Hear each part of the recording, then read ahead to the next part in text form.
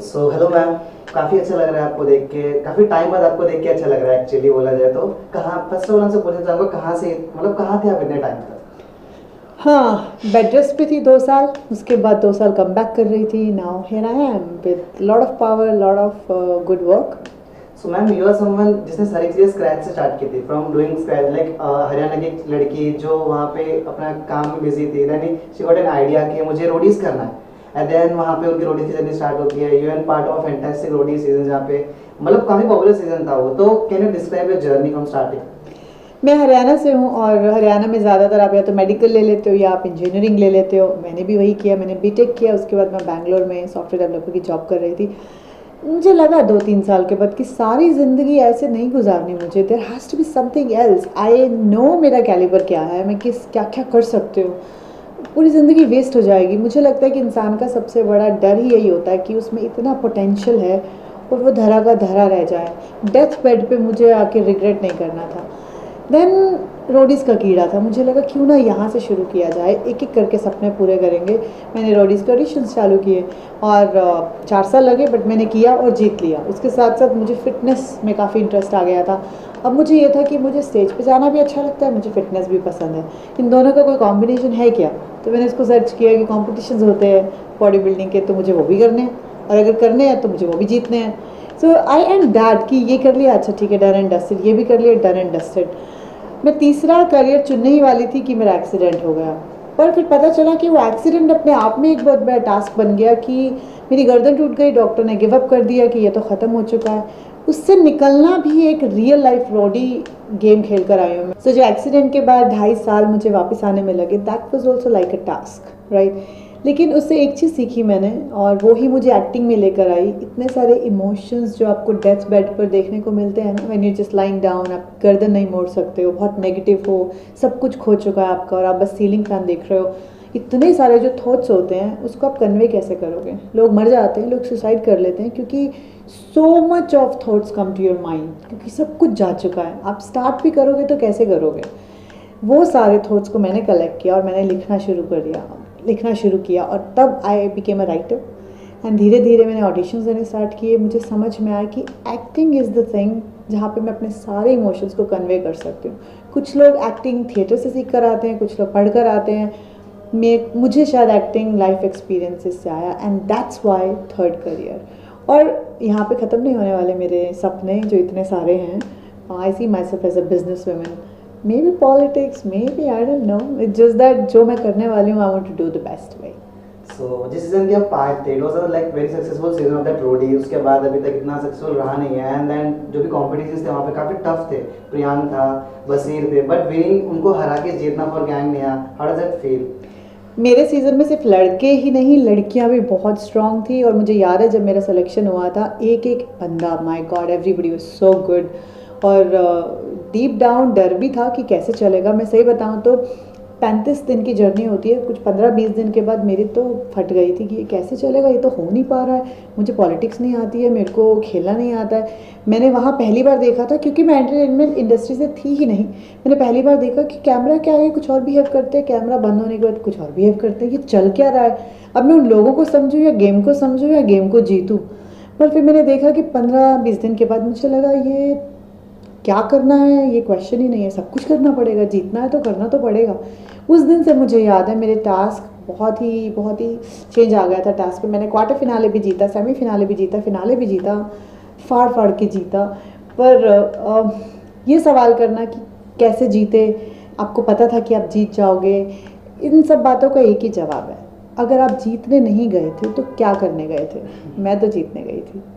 आपने रोडीज जीता, देन सबके सपने होते हैं रोडीज जीतने का, तो हम और करें, ये करें, वो करें, बहुत सारी चीज़ें मन में आती है। तो उसमें उस दौरान आपके मन में बिग बॉस भी आया होगा, स्प्लिट्सविला भी आया होगा, खतरों के खिलाड़ी भी आया होगा, तो वो क्या चीज़ें जिन्होंने सब चीज़ों से रोक लिया आपको? आई थिंक मेरी वो जर्नी ही नहीं थी, मेरा वो थॉट प्रोसेस ही नहीं था। मैं आईटी में थी, फिटनेस कर रही थी, मुझे रोडीज करना था। मुझे पता भी नहीं था कि स्प्लिट्सविला नाम का शो होता है। मैं बहुत फोकस्ड हूँ, जो मैं कर रही हूँ मेरा ध्यान बस वहीं रहता है।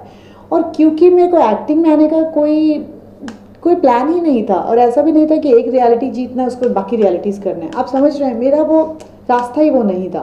शायद इसलिए मैंने ज़्यादा फोकस किया नहीं था। अब इतने सालों के बाद, 5 साल हो गए हैं, अब सब जानकर लगता है कि हाँ कर सकते हैं एक और रियलिटी शो, पर प्रॉब्लम इज़ मैंने एक्टिंग में भी अब थोड़ा एंटर कर लिया है, मुझे इसमें ज़्यादा मज़ा आने लग गया है, तो basically I am open for everything. So talking about your movie, जब आपने एक्टिंग में करियर अब चूज कर ही लिया है, so 36 days you have worked on, like कैसे, how was your approach and कैसे स्टार्ट रहा था, because it was something new for you. Approach is very simple, auditions auditions auditions, you have to give auditions. लाइनों में खड़े हो, जैसे आप रोडीज़ की लाइनों में खड़े हुए थे, बैठे बिठाए कुछ नहीं मिलता, एंड स्पेशली जब आपकी एक इमेज हो, मेरी एक इमेज थी as a fitness athlete and then Roadies winner, उसके बाद आपको बैठे बैठे काम नहीं मिलेगा, आपको स्क्रैच से ऑडिशंस देने पड़ेंगे। In this web show 36 days in Sony LIV, I played a character called Cleo, and वो मर्डर करती है और वो फायर परफॉर्मर है, बिंदास है। तो अब आप हो, लेकिन आप उसको कैमरा पे करोगे कैसे, पोर्ट्रे कैसे करोगे, वो होता है डायरेक्टर का vision. Vishal Furia approached me through the casting team, मैंने ऑडिशन किया 2 बार और I was very happy to play something like that. I think I always wanted to be very honest. Doing a 5 performance on camera, it's amazing. सब जब हम लोग सारी चीज़ scratch से start करते हैं तो देयर इज वेरी, मतलब बहुत सारे चैलेंजेस आते हैं। सो कहीं ना कहीं उनमें एक चीज़ होती है, इस इंडस्ट्री की बात करूँ तो नेपोटिज्म एक वर्ड है, आपने सुना होगा। सो क्या do you have face that कि आपको कहीं ना कहीं आपको ऐसा लगा कि आपको टारगेट नहीं है, उसकी वजह से आपको जल्दी रोल्स नहीं मिल रहे हैं?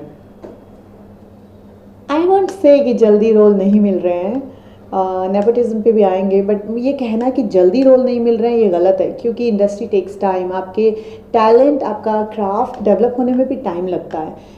जो बैठे हैं, जो फिल्में बना रहे हैं, वो गलत कास्टिंग नहीं कर रहे हैं। अगर आप किसी वजह से कास्ट नहीं हुए हो, इसका मतलब कुछ कमी है। तो I will never say this कि अब तक क्यों नहीं हुआ और इसमें क्यों नहीं हुआ, उसमें क्यों नहीं हुआ। एक पूरी टीम होती है, हर किसी का अपना विजन है, आप बस गिव अप नहीं करो, चलते जाओ तो होता ज़रूर है। और दूसरी बात रही नेपोटिज्म की, नेपोटिज्म किस इंडस्ट्री में नहीं है आप ये बताइए। अगर किसी के माँ बाप का बिजनेस है तो सबसे पहले उस पर हक बच्चों का ही तो होता है, और आप टैलेंटेड हैं अगर तो आप पा ही लेंगे वो रोल। टाइम ज़्यादा लगेगा, मेहनत ज़्यादा करनी पड़ेगी, प्रूव ज़्यादा करना पड़ेगा। जस्ट बिकॉज बाकियों को ईजी मिल रहा है कैरेक्टर, आप उनको बुरा नहीं बोल सकते। दे आर लकी, आप शायद किसी और चीज़ में लकी हैं, वो किसी और चीज़ में लकी हैं, पर आप कंप्लेन नहीं कर सकते कि उसे क्यों मिला और मुझे क्यों नहीं मिला, क्यों लॉबी में काम चल रहा है, क्यों किसी को बार बार काम मिले जा रहा है। यू नो, आपको क्या मालूम नहीं था इस इंडस्ट्री में आने से पहले कि ये सब चीज़ें होती हैं। कास्टिंग काउच होता है, नेपोटिज्म होता है, लास्ट में सीन्स काट दिए जाते हैं, लास्ट में कैरेक्टर को रिप्लेस किया जाता है, एक्टर्स को रिप्लेस किया जाता है।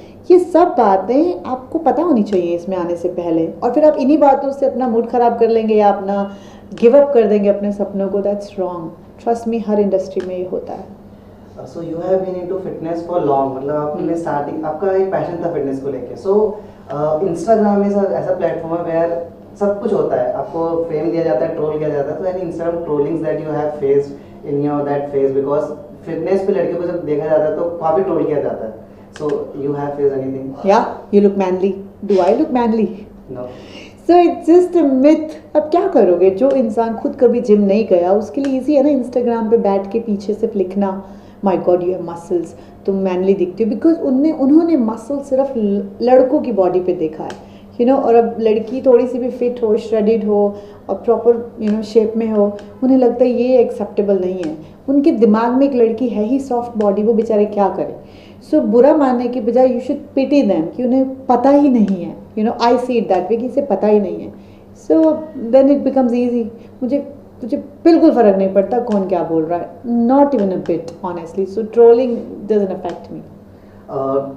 ट्रोलिंग के साथ साथ वैन जब सीन्स ऑफर्स होते हैं तो हमने कई बार मूवीज है इसमें सबने देखा है कि लड़कियों का भी सॉफ्ट रोल्स मिलते हैं, but you have very hard personality. So कभी कभी वो आपको ऐसा बीच में रोका है उस चीज़ ने that because you are so much fit, तो आपको रोल्स की वजह से वो नहीं मिल पा रहा, तो आपने सोचा हो क्या ट्रोलिंग भी हो रहा है, ये इशू भी आ रहा है, तो just change this thing, fitness को छोड़ते हैं and just let get into acting more.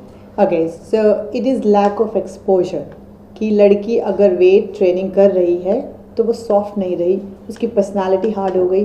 I think जो लड़कियां वेट ट्रेनिंग कर रही हैं they have a better body, proper structure. आप हॉलीवुड की हीरोइंस को देखो ना, हॉलीवुड की कोई भी फीमेल एक्ट्रेस को देखो, they lift so much and their body structure is so good. It has nothing to do with कि वो गर्लफ्रेंड का रोल नहीं प्ले कर सकती या वाइफ का रोल प्ले नहीं कर सकती। अब हम इंडियंस ने फिटनेस स्टार्ट ही बहुत लेट किया है, अभी किसी की गलती नहीं है, वो उन्हें लगता है कि एक औरत को सॉफ्ट ही होना चाहिए।